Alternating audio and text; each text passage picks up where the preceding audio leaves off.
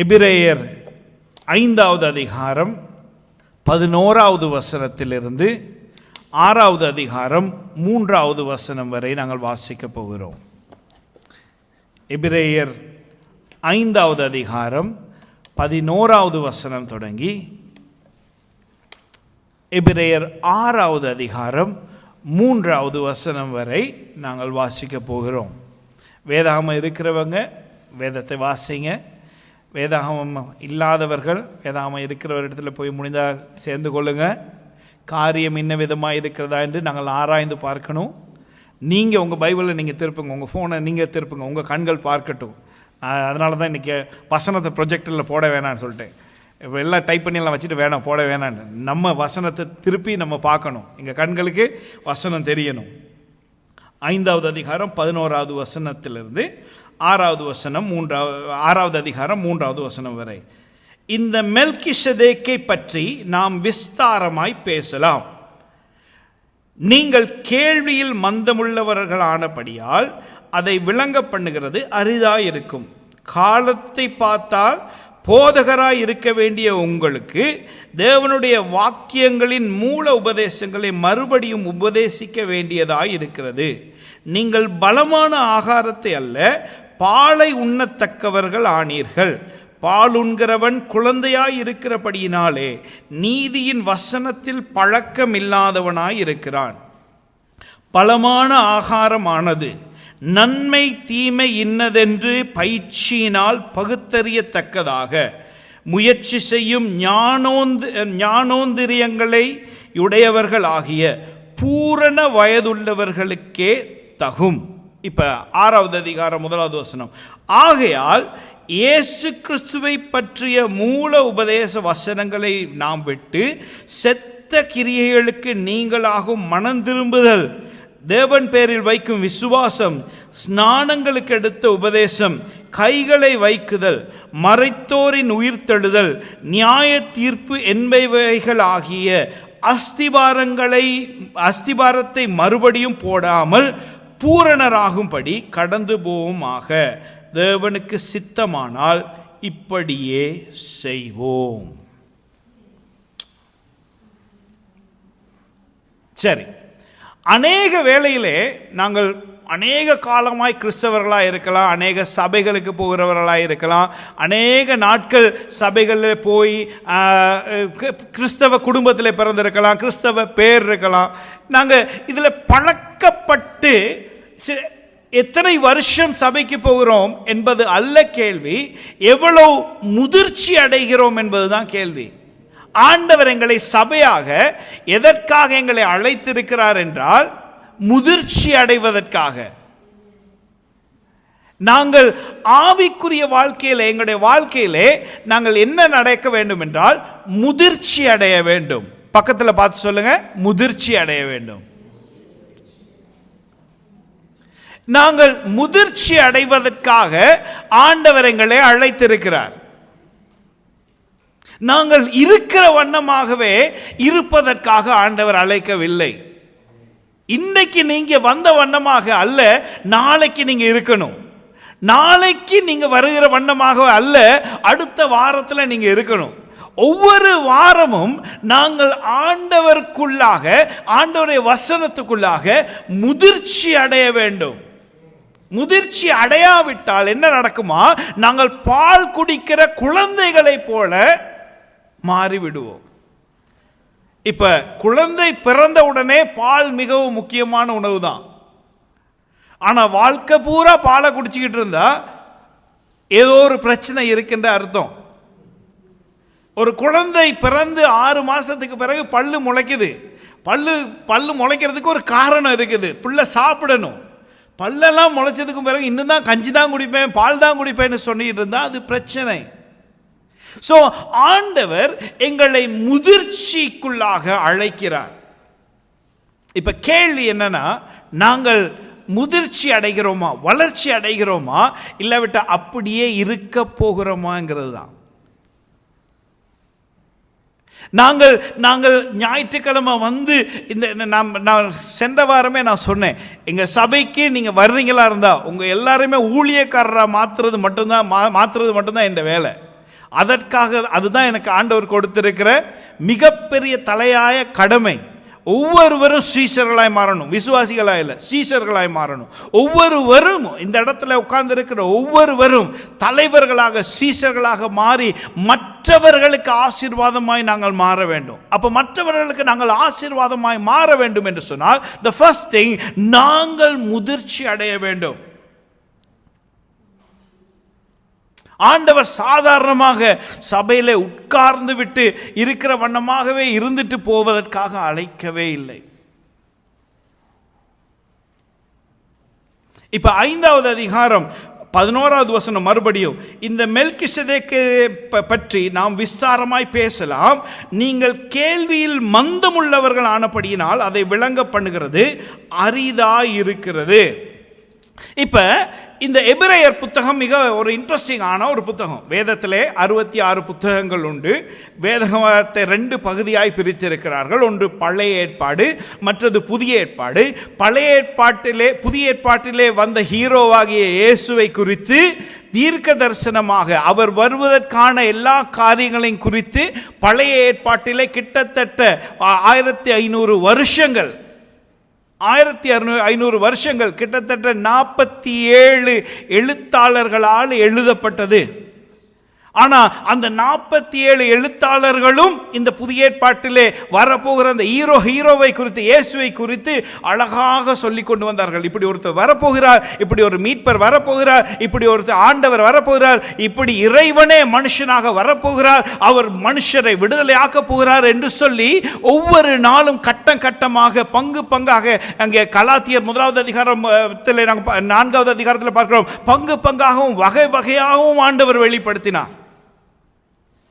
ஆண்டவர் பங்கு பங்காக வகை வகையாக வெளிப்படுத்தி எங்களுடைய நாட்களில் நாங்கள் அனுபவிக்கிற இந்த நாட்களை குறித்து அப்பொழுது பழைய ஏற்பாட்டிலே பேசி கொண்டு வந்தார்கள். இப்ப புதிய ஏற்பாட்டுக்கு வந்த பிறகு இயேசு வந்தார், இந்த பூமியில இருந்து எல்லாருக்கும் அற்புதங்களை செய்து அவருடைய வார்த்தைகளை பேசி எல்லா மனுஷருக்காகவும், பூமியிலே பிறக்க போகிற எல்லா மனுஷருக்காகவும் தன்னுடைய ஜீவனை அந்த கல்வாரி சிலுவையிலே மரித்து இரத்தம் சிந்தி அவர்களை மீட்டு கொண்டார். அவர் மீட்டு பரலோகத்துக்கு போனதன் பின்பதாக இப்பொழுது ஆண்டவர் சொன்னார், என் சபையை நான் கட்டுவேன் என்று சொல்லி சபையை ஆரம்பித்தார். அது பெந்தகோஸ்தே நாளிலே அந்த சபையானது ஆரம்பிக்கப்பட்டது. அப்படி ஒரு நாள் இருந்தது, அந்த நாளிலே ஆரம்பிக்கப்பட்டது. அந்த சபை ஆரம்பிக்கப்பட்டதன் பின்பதாக கொஞ்ச காலத்தில் என்ன ஆனதுன்னா, இந்த மக்கள் வந்து பழகிட்டாங்க கலாச்சாரத்துக்கு. அவருடைய பழைய கலாச்சாரமும் வேணும், இந்த புதிய கலாச்சாரத்தில் இருக்கிற இயேசுவும் வேணும். பழைய கலாச்சாரமும் வேணும், புதிய கலாச்சாரம் இயேசுவும் வேணும் என்று சொல்லி அதுவும் வேணும் இதுவும் வேணும்னு சொல்லி நிற்கிற மக்களுக்காக இந்த எபிரேய புத்தகத்தை எழுதினவர் இயேசு கிறிஸ்து யார் என்பதை சொல்வதற்காக எழுதுகிறார். இப்ப இந்த 5வது அதிகாரம் 11வது வசனம் வருகிற வரை, இந்த வசனம் ஆரம்பிக்கிற வரை இயேசுவை குறித்து, இயேசு எவ்வளவு பெரியவர், இயேசு எப்படி மேன்மையானவர், இயேசு என்ன உங்களுடைய வாழ்க்கையில் செய்ய முடியும் என்று சொல்லி கொண்டு வந்தவர் கடைசியாக இதற்கு முதல் வசனங்களிலே மெல்கிசேதேக்னு சொல்லி ஒரு நபரை குறித்து பேசுகிறார்.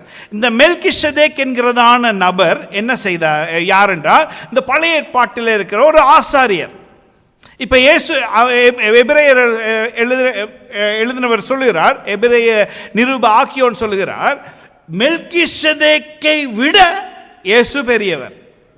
இப்ப சொல்லி முடிச்சிட்டு சொல்றாரு, இன்னும் மெல்கிசேதேக்கை பற்றி நான் பேசலாம், ஆனா என்ன பிரச்சனைடா, நீங்கள் இன்னும் காதுகளிலே மந்தமுள்ளவர்களாய், வசனத்தை கேட்க மந்தமுள்ளவர்களாய் இருக்கிறீர்கள். ஆங்கிலத்தில் டல், மந்தமுள்ளவர்கள். ஏன் இந்த மந்த நிலை வந்தது? ஏனென்றால் நாங்கள் ரொம்ப பழகிட்டபடியினாலே. இப்ப ஆண்டவர் உங்களுக்கு காது கேட்கலன்னு சொல்லல, காது கேட்க முடியாதுன்னு சொல்லல. He is not saying that you cannot hear, உங்களால் கேட்க முடியாதுன்னு சொல்ல, மாறாக என்ன கேட்பதிலே மந்தம் உள்ளவர்கள்.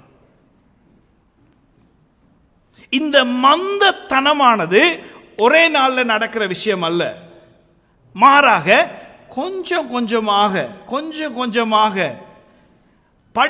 படிமுறையாக இது நடக்கிற விஷயம்.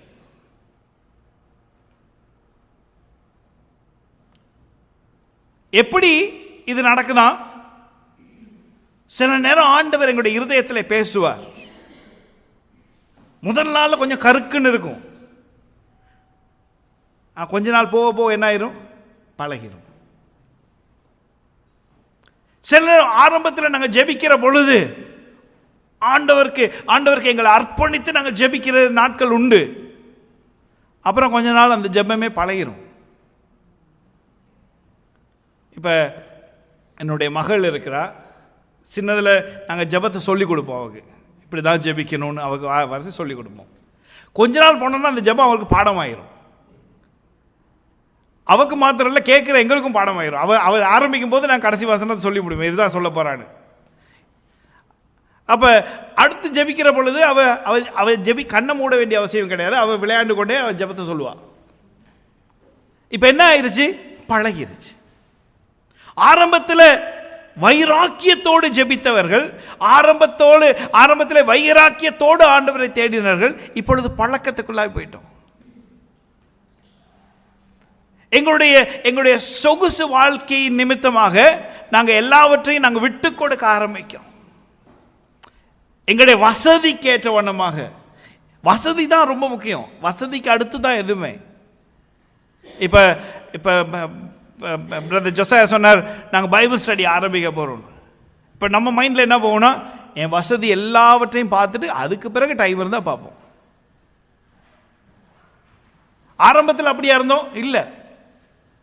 இப்போ ஆண்டவரை அறிந்து கொண்ட பொழுது அப்படி இல்லை, இருக்கலை. நாங்கள் 7 நாளும் மீட்டிங் இருந்தாலும் நாங்கள் வருவோம், நாங்கள் ஆண்டவரை தேடுவோம், இப்படி இருப்போம், நாங்கள் முழங்கால் படிட்டு அப்படி தான் இருந்தோம். ஆனால் கொஞ்ச நாள் போக போக போக போக மந்த இருதயம் உள்ளவர்களாக,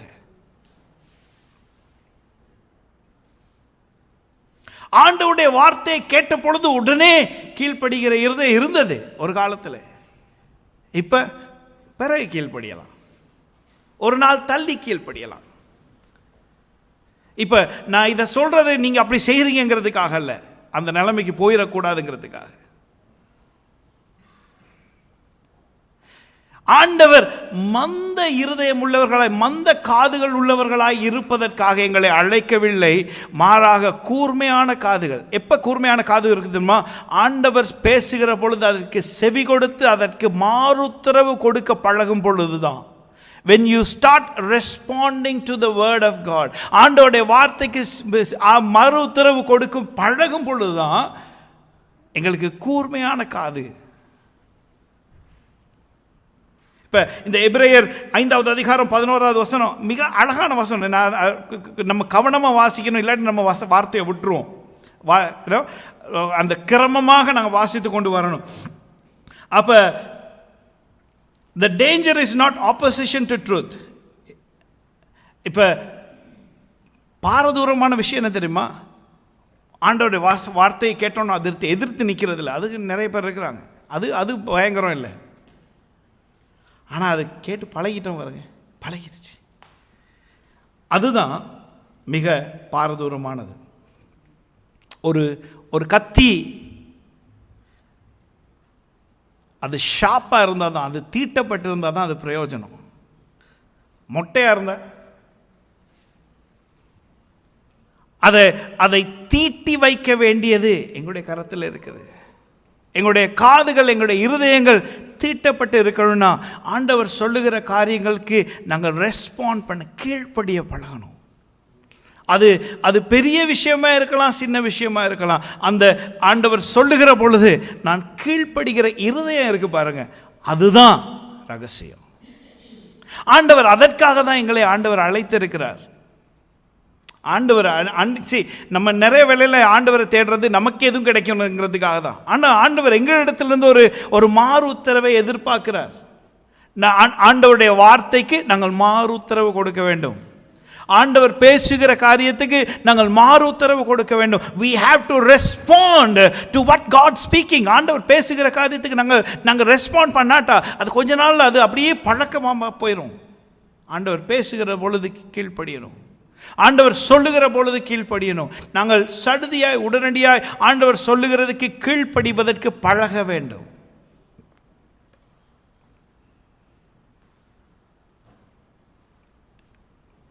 ஆண்டவர் பேசுகிற பொழுது இன்னும் எங்களுடைய இருதயத்தில், ஆண்டவருடைய வசனம் இருபுறமும் கருக்குள்ள பட்டயம். பட்டயம்னா என்ன செய்யணும்? ஊடுருவும், வலிக்கும். ஆண்டவருடைய வார்த்தை சம்மட்டி உடைக்கும், பரவாயில்ல.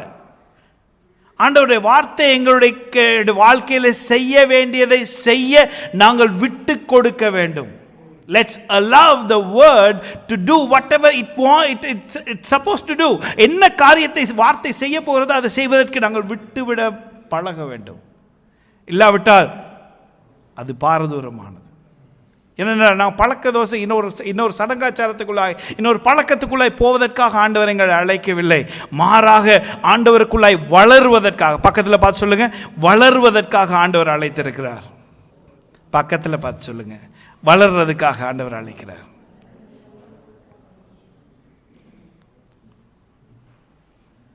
ரெண்டாவது 12வது 13வது வசனம், 12வது 13வது வசனத்தை பாருங்க. எபிரேயர் 5, Hebrews chapter 5, 12, 13, 12 and 13. காலத்தை பார்த்தால் போதகராய் இருக்க வேண்டிய உங்களுக்கு தேவனுடைய வாக்கியங்களின் மூல உபதேசங்களை மறுபடியும் உபதேசிக்க வேண்டியதாக இருக்கிறது. நீங்கள் பலமான ஆகாரத்தை அல்ல, பாலை உண்ணத்தக்கவர்கள் ஆனீர்கள். பால் உண்கிறவன் குழந்தையாய் இருக்கிறபடியினாலே நீதியின் வசனத்தில் பழக்கமில்லாதவனாய் இருக்கிறான். இரண்டாவது மிக முக்கியமான காரியம், பால் தற்காலிகமானது. பால் நிரந்தரமானது அல்ல. பால் அவசியமானது தான், ஆனால் தற்காலிகமானது. பால் நாங்கள் பிறந்த குழந்தைகளுக்கு தான் பால் மிகவும் முக்கியம். வேற எந்த சாப்பாடு செமிக்காது. ஆனால் நாங்கள் முதிர்ச்சி அடைய எங்களுடைய நாங்கள் இன்னும் ஆசீர்வாத வசனத்தையே கேட்டுக்கிட்டு இருக்கக்கூடாது. ஆசீர்வாதம், ஆண்டவர் ஆசீர்வதிக்கிறவர் தான், உண்மைதான். ஆண்டவர் எங்களை சுகப்படுத்துகிறவர் தான், உண்மைதான். ஆண்டவர் எங்களை விடுதலை ஆக்குகிறவர், உண்மைதான். ஆனால் நாங்கள் என்ன செய்யணும்னு சொல்லி ஆண்டவர்கிட்ட கேட்கணும். ஆண்டவர் சொல்ல விரும்புகிறார், நாங்கள் முதிர்ச்சி அடைய வேண்டும், நாங்கள் வளர்ச்சி அடைய வேண்டும், நாங்கள் மாற வேண்டும், நாங்கள் மற்றவர்களுக்கு ஆசீர்வாதமாய் மாற வேண்டும். எவ்வளவு நாள் நாங்களே ஆசீர்வாதம் வாங்கிட்டு இருக்குது? நாங்கள் மற்றவர்களுக்கு ஆசீர்வாதத்தை கொண்டு போகிறவர்களாய், கடத்துகிறவர்களாய் நாங்கள் மாற வேண்டும். இதற்காக ஆண்டவர் எங்களை அழைத்திருக்கிறார். God have called us to be a blessing. நாங்கள் மற்றவர்களுக்கு ஆசீர்வாதமாய் இருப்பதற்காக ஆண்டவர் எங்களை அழைத்திருக்கிறார்.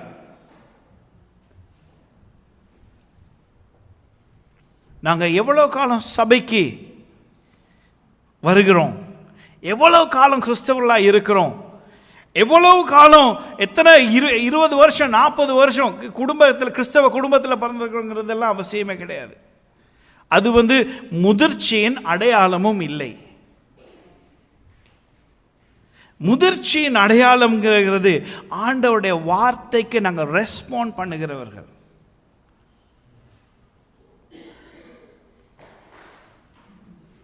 நாங்கள் இந்த பிரச்சனை நாங்கள் ஆரம்பித்தவர்கள் என்பது அல்ல பிரச்சனை. நாங்கள் இன்னும் ஆரம்பித்த இடத்திலே நிற்கிறோங்கிறது தான் பிரச்சனை. We cannot stand, we cannot stay in the place where we started. நாங்கள் ஆரம்பித்த இடத்திலே நாங்கள் இருக்க முடியாது, இருக்கக்கூடாது. இருப்பதற்காக ஆண்டவர் எங்களை அழைக்கவில்லை.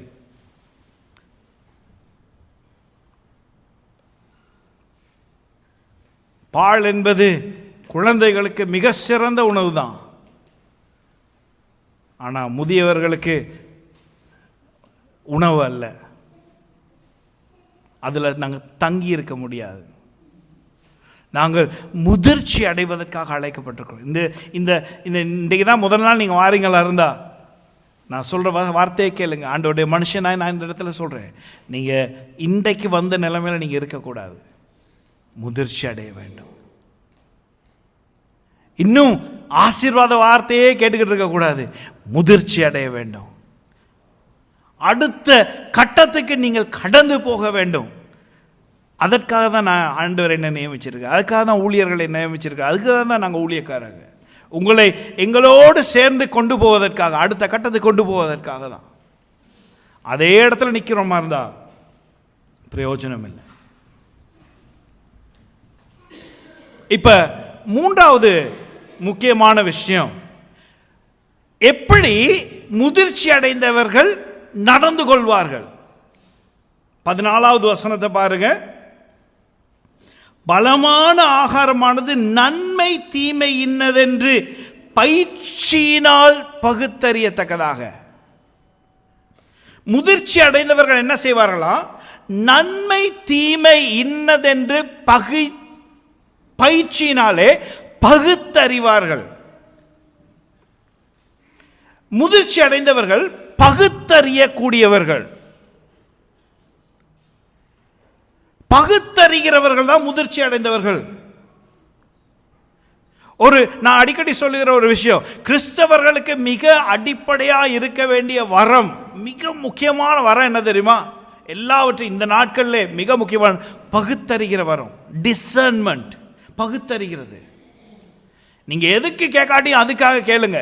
ஏனென்றால் 1 யோவான் 3வது அதிகாரம் 1வது வசனம், அநேக கள்ள தீர்க்கதரிசிகள் தோன்றி இருக்கிறபடியினாலே எல்லா ஆவிகளையும் நம்பாமல் பகுத்தறியுங்கள்.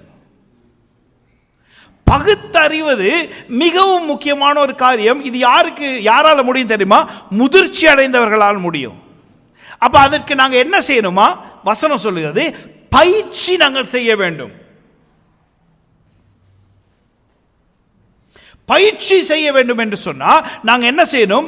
நாங்கள் பலவான ஆகாரத்தை சாப்பிட வேண்டும். இப்ப சின்ன குழந்தைக்கு நெருப்புக்கும் பூவுக்கும் வித்தியாசம் தெரியாது. A babe doesn't know the difference between flower and fire. அது நெருப்பா இருந்தாலும் சரி, பூவா இருந்தாலும் சரி, தொட்டு வாயில போடும்.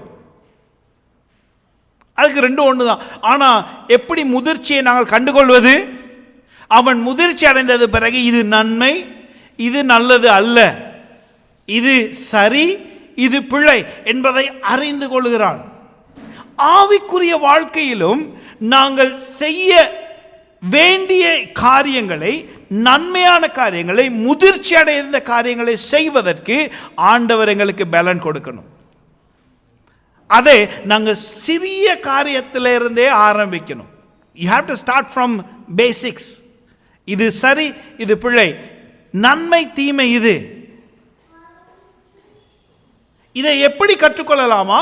கிறிஸ்துவை அறிகிற அறிவினாலே நாங்கள் கற்றுக்கொள்ளணும். இப்ப இந்த அடுத்தடுத்த வசனங்கள் சொல்லுகிறார், நாம மறுபடியும் அடிப்படைக்கே போய்கிட்டு இருக்க கூடாது. அடிப்படை என்னவா? மனம் திரும்புதல்,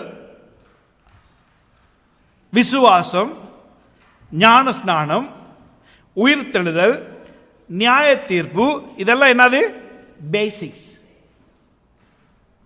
நிறைய வேளை நாங்கள் நினைக்கிறது இதுதான் மிக உயர்ந்த உன்னதமான சத்தியம்னு சொல்லி நாங்கள் நினைக்கிறோம். ஆனால் வசனம் சொல்றது இது பேசிக்ஸ், இதுதான் அடிப்படை. நாங்கள் எதற்காக ஆண்டவர் அழைத்தாரா? எபிரேயர் 12வது அதிகாரத்திலே அதிகாரத்தில் திருப்ப வேண்டும் நான் சொல்லுறேன். நீங்கள் மேகம் போன்ற இத்தனை திரளான சாட்சிகள் நம்மை சூழ்ந்து கொண்டு இருக்கிற பாவமான பாரமான எல்லாவற்றையும் உதறி தள்ளிவிட்டு விசுவாசத்தை தொடக்குகிறவரும் முடிக்கிறவருமாய் இருக்கிற கிறிஸ்துவை நோக்கி எங்கள் ஓட்டத்தை பொறுமையோடு ஓடணும். இதற்காக தான் ஆண்டவர் எங்களை அழைத்திருக்கிறார். கிறிஸ்துவினுடைய உயரத்துக்கு, கிறிஸ்துவினுடைய ஆழாகலத்துக்கு, அவருடைய மெச்சூரிட்டிக்கு நாங்கள் வளரணும். நான் மற்றவர்களை பார்த்து அவர் மாதிரி வரணுங்கிறது ஆண்டவர் எதிர்பார்க்கல. நம்ம நிறைய நினைக்கிறோம், தாவீதே பாவம் செய்தார் தானே, ஆனால் இதயத்துக்கு ஏற்றவன் தானே, எலியாவே அப்படி இருந்தார் தானே, அவர் அப்படி தானே. நாங்கள் நிறைய வேளையில் தவறான மக்களை முன்பதாக வைக்கிறபடியினாலே எங்களுடைய சரியான முன்னுதாரணம் யார் தெரியுமா? இயேசு கிறிஸ்து. ஆண்டவர் எதற்காக எங்களை அழைத்தார் தெரியுமா? அவருடைய அச்சடையாளங்களுக்கு என்ன ஏற்ற வண்ணமாக மாறுவதற்காக. God called us, you and me, to become like Christ. இயேசுவை போல மாறுவதற்காக ஆண்டவர் எங்களை அழைத்திருக்கிறார். அதுதான் முதிர்ச்சி. அந்த இடத்துக்கு வரணும். நான் முதலாவது என்ன பழகணும்? நன்மை தீமை என்னதென்று அறியத்தக்கதாக நாங்கள் பழக வேண்டும், பயிற்சிவிக்கப்பட வேண்டும்.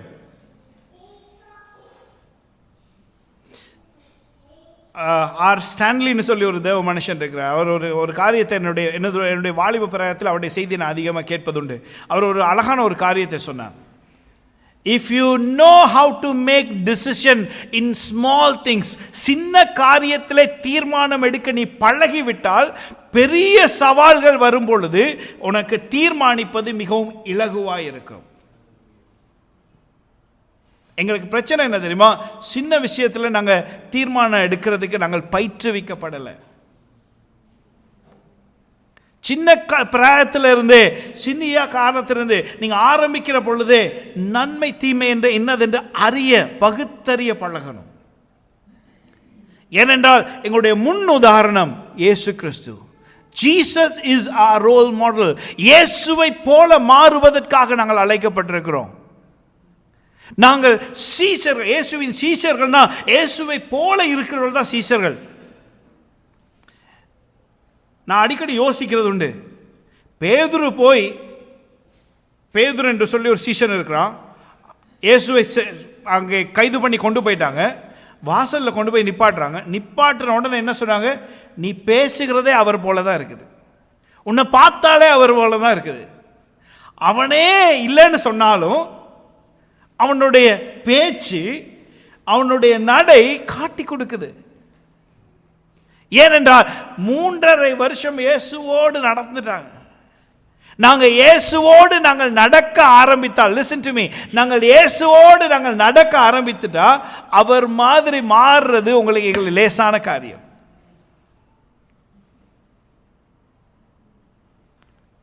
அவருடைய வார்த்தை, வசனம் சொல்லுகிறது கிறிஸ்துவை பற்றி. அதனால தான் எபிரேயர் புத்தகம் மிக முக்கியமான புத்தகம்.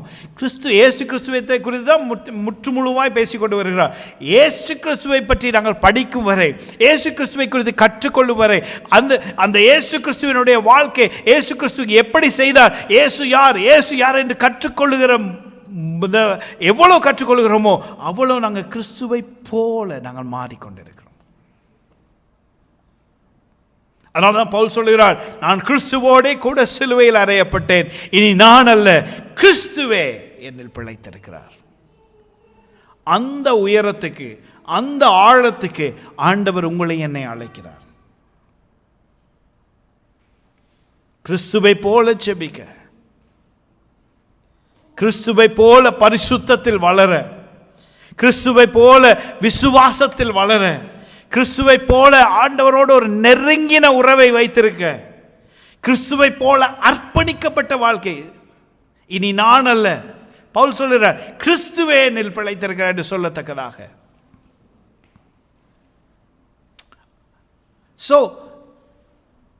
நீங்க மிக முக்கியமான செய்தி இந்த காலையில் நான் சொல்ல விரும்புகிற காரியம், நாங்கள் வந்த வண்ணமாகவே இருப்பதற்காக ஆண்டவர் அழைக்கவில்லை, ஒரு முதிர்ச்சிக்கு ஆண்டவர் அழைக்கிறார். அந்த முதிர்ச்சி எப்படி வரும்? கிறிஸ்துவை போல நாங்கள் மாறுகிற பொழுது. எங்களுடைய வாழ்க்கையினுடைய, நான் கிறிஸ்தவன் தானே சொல்கிறோம், கிறிஸ்தவன் தானே சொல்கிறோம். கிறிஸ்தவன் தமிழில் நாங்கள் பிரித்தா கிறிஸ்து சக அவன் கிறிஸ்தவன், கிறிஸ்து சக அவள் கிறிஸ்தவள். அதில் கிறிஸ்துவை நீங்கள் எடுத்துருக்கீங்கன்னா வெறும் அவள் தான், வெறும் அவன் தான். நான் கிறிஸ்துவன் என்று சொல்லுகிறேன் என்று சொன்னால் கிறிஸ்து எனக்குள்ளாய் இருக்கிறாரா? கிறிஸ்து எனக்குள்ளாய் வெளிப்படுகிறாரா? நாங்கள் சுகத்தை பெற்றோம், ஆசீர்வாதத்தை பெறுகிறோம், எல்லாம் நல்லது. ஆனால் வெளியில் போகிற பொழுது மற்றவர்களுக்கு நாங்கள் ஆசீர்வாதமாக மாறுகிறோமா? am I becoming a blessing to others? அதுதான் கேள்வி. அதற்காக தான் ஆண்டவர் எங்களை அழைக்கிறார்.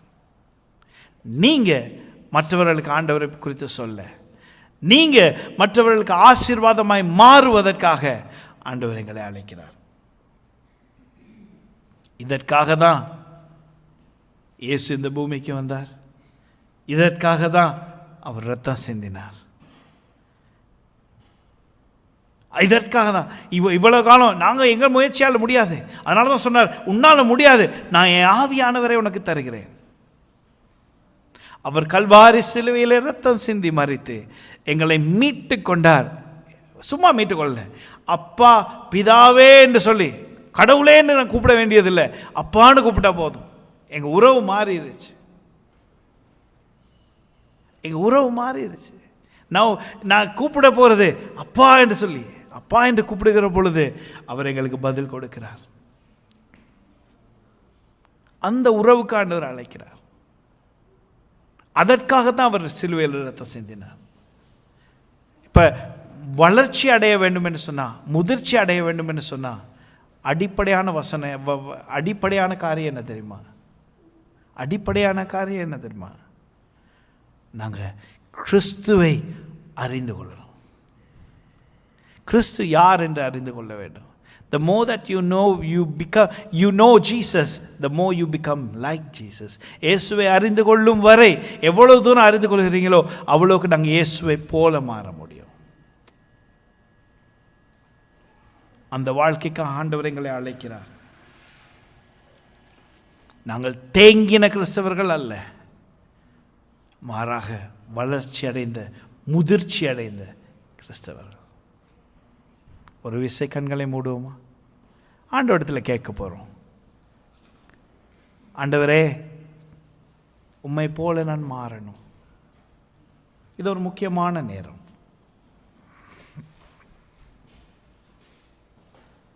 இயேசு இந்த பூமிக்கு வந்து தன்னுடைய கடைசி சொட்டு ரத்தம் வரை இந்த பூமியில் சிந்தி உங்களையும் என்னையும் மீட்டது எதுக்காக தெரியுமா? அவருடைய பிள்ளைகளாக எங்களை மாற்றுவதற்காக. அவருடைய பிள்ளைகளை நான் எப்படி அறிந்து கொள்வேன்? அவரை போல மாறினாதான். வெளியில் என்னுடைய பிள்ளைகள் வெளியில் போகிற பொழுது எல்லாம் சொல்லுவாங்க, அப்பாவை போல இருக்கிற, அப்பாவை போல இருக்கிற. இப்போ அவரை நாங்கள் பிதாவே என்று நாங்கள் அறிந்திருக்கிறோமானா, அவரை நாங்கள் அப்பா என்று அழைக்கிறோம் என்று சொன்னால் அவரை போல மாறணும் இல்லையா? இதற்காகத்தானே ஆண்டவர் எங்களை அழைத்திருக்கிறார். இதற்காகத்தானே இந்த சபை, இதற்காகத்தானே நாங்கள் எல்லா காரியங்களும் செய்கிறோம். நாங்கள் முதிர்ச்சி அடையாவிட்டால், வளர்ச்சி அடையாவிட்டால் என்ன பிரயோஜனம்?